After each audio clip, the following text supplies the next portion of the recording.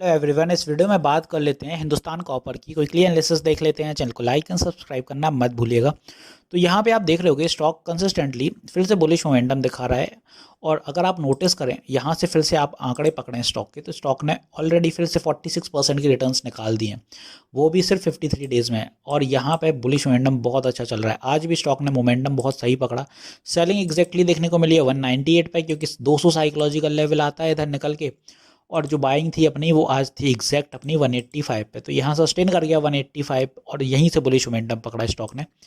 तो कल के लिए जो अपना पहला टारगेट रहेगा 200 ही रहेगा। 200 सस्टेन करने के बाद अपना जो इसी दिशा में रहेगा, ज़्यादा नहीं रखेंगे अभी अपन, 205 रहेंगे, कि 205 तक सेलर्स रहेंगे।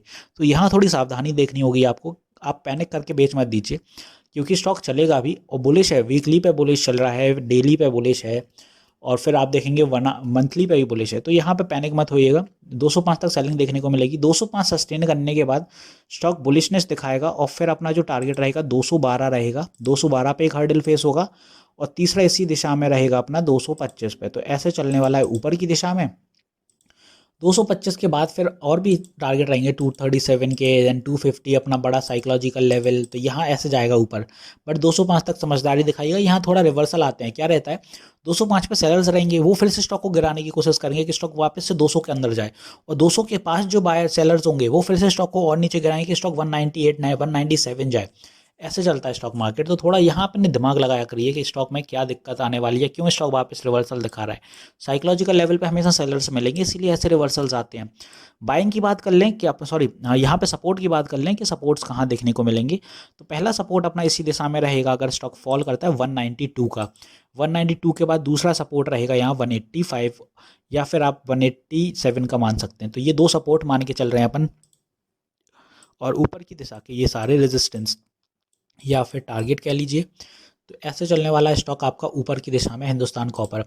अब स्टॉक में कोई कमी नहीं है, सही है। फाइनेंशियल्स भी सही रहे थे स्टॉक में, इसीलिए आप देखेंगे कंसिस्टेंटली बुलिश मोमेंटम के साथ चल रहा है। डिविडेंड भी स्टॉक ने सही दिया इस बार, 0.92 पैसे का डिविडेंड रहा है, जो कि ठीक हैगा।